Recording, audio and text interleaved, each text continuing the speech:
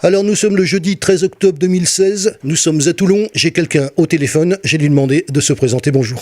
Bonjour, je suis Cyril Cohen, responsable qualité de la coopérative Copseul Fruits. Et vous nous appelez de Soliespont, la capitale de la figue. Eh bien on était ce matin, et vous le savez d'ailleurs, quand on s'est vu au château, lors de la fête de la figue, on en avait parlé, justement des interviews par téléphone, ça y est, on y est. Et puis on avait parlé justement de cette fameuse coopérative à Soliespont. J'ai pris que des photos ce matin, et l'interview, on le fait maintenant, ce qui fait qu'on a encore plus de temps au final. C'est très bien, on va pouvoir faire dans le détail et être complet. Avant qu'on commence, parce que là on est plus, comme je l'ai dit, dans une tonalité radio, ça va changer un petit peu du reportage que vous connaissez. Quand vous êtes à côté de moi au château, que je vous interviewe, c'était la 3e fois cette année, 2014, 2015, 2016, et là vous êtes au téléphone, ça change un petit peu quand même. C'est beaucoup plus confortable, on a une très bonne qualité d'interview. Justement, ça c'est des choses d'ailleurs qui m'ont été dites, vous n'êtes pas le premier à me le dire, qu'effectivement on a des conditions qui sont un petit peu différentes. On va parler de cette fameuse coopérative, puisqu'on y était ce matin, donc on a vu un petit peu l'ensemble de la chaîne. La coopérative, vous la connaissez mieux que moi, vous y êtes en tant que responsable qualité. Votre outil de travail, décrivez-moi-le. La Copseul Fruits, c'est un formidable outil de travail pour les arboriculteurs du bassin de production. Il faut savoir dans un premier temps que c'est l'unique coopérative fruitière du Var et l'unique coopérative spécialisée dans la figue en France. On a un petit peu un cas à part dans le paysage agroalimentaire, puisque au niveau de la filière figue, on est vraiment la référence et une sorte de locomotive pour toute une filière. Il y a une centaine de producteurs qui travaillent avec la Copseul Fruits. Et j'ai vu ça ce matin, donc il y a des producteurs qui viennent. Cette saison qui va d'ailleurs de quelle date à quelle date ? De mi-août à mi-novembre. Donc à mi-novembre, chez vous, ça s'arrête alors ? À mi-novembre, c'est vraiment la toute fin de la production, de la commercialisation. On va dire, la date butoir, c'est souvent le 11 novembre. Voilà. Cette année 2016, comment ça s'est passé ? C'était une récolte, on va dire, mitigée, dans le sens où la sécheresse, bien que là on soit enfin touché par des pluies dignes de ce nom, la sécheresse était un peu préjudiciable pour la récolte, puisque qui dit sécheresse dit petits fruits, et qui dit petits fruits dit moins de poids, donc moins de volume.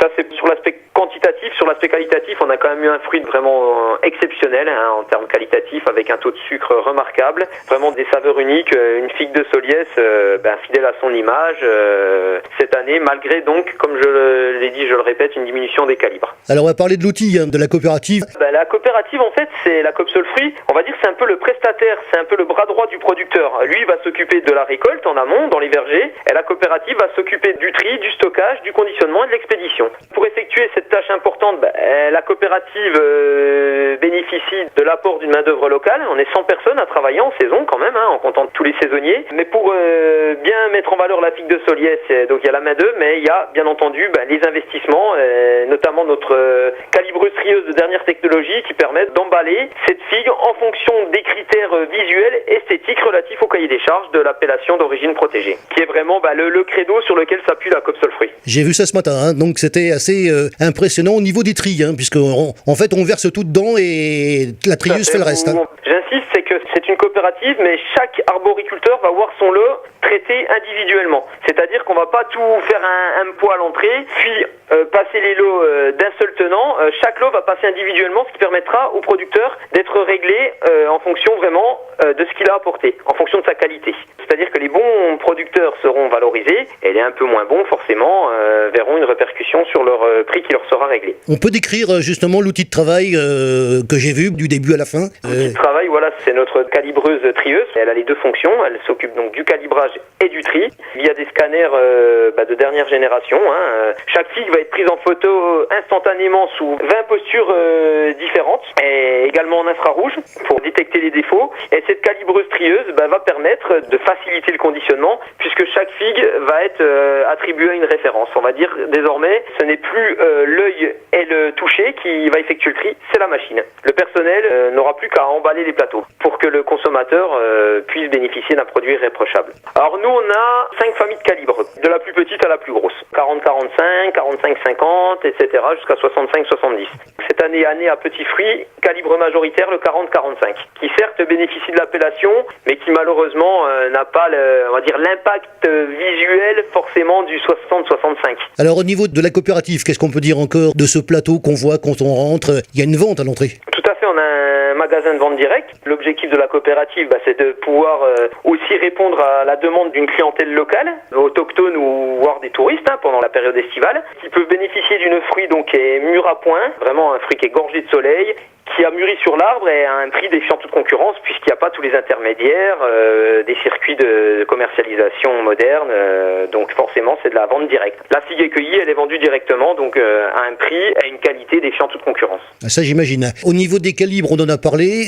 Au niveau de... Alors il y a différentes couleurs au niveau des barquettes. Hein. Il y a des blanches, il y a des jaunes. Il y a différents types de conditionnement, en fait c'est pour distinguer ce qui va être donc commercialisé en appellation, c'est-à-dire le plateau jaune, et de ce qui ne va pas être en appellation, le plateau blanc. Certaines figues ne sont pas classées en AOP, c'est lié à des critères visuels. Elle va être très bonne à manger, malheureusement visuellement elle aura des défauts qui l'excluent du cahier des charges de l'appellation. Il y a le coup de feu, hein, on peut dire ça comme ça va de quelle date à quelle date? Le coup de feu, on va dire, c'est du 15 septembre au 15 octobre. On va entrer dans la dernière ligne droite dans quelques jours de la saison, quoi. Le plus gros de la production, c'est de mi-septembre à mi-octobre. Alors en fin de chaîne, j'ai vu ce matin, tous les plateaux arrivent, ils sont triés par calibre, par couleur, ça fait des grandes palettes, et ces grandes palettes, après, elles vont quelque part, j'imagine.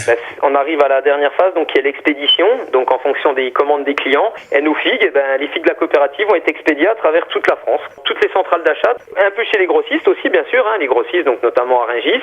La figue, elle voyage, elle va via camion frigorifique, faut savoir que le cycle du froid, bien entendu, est respecté, pour arriver dans des conditions optimales sur les étals. Et une petite partie à l'export, quand même, faut souligner, les 15% destinés au marché de l'export, que constituent donc la Suisse, l'Allemagne et un peu le Luxembourg également. Oui, j'ai vu ça ce matin, l'Allemagne notamment. Hein. Tout à fait. J'ai vérifié sur place, hein. J'y étais. On parle toujours de cette fameuse coopérative, hein. La fête de la figue, on parlait justement de la coopérative qui est à chaque fois présente sur la place. Tout à fait, le stand de la coopérative, on va dire, est un des piliers de la fête de la figue, puisque la Coop Solfruit, en plus d'être l'entité dominante en termes de production, est également le partenaire principal de la fête de la figue, en mettant à disposition, de par les quantités assez importantes que la coopérative écoule chaque année, environ 1000 tonnes, si on ne l'avait pas précisé, donc c'est 1000 tonnes de figues de Soliès qui sont conditionnées chaque année et expédiées. Alors bien évidemment, on y était ce matin, remerciements pour cette visite dont on avait parlé, et on a pu voir sur place ce qui se passait, le plateau,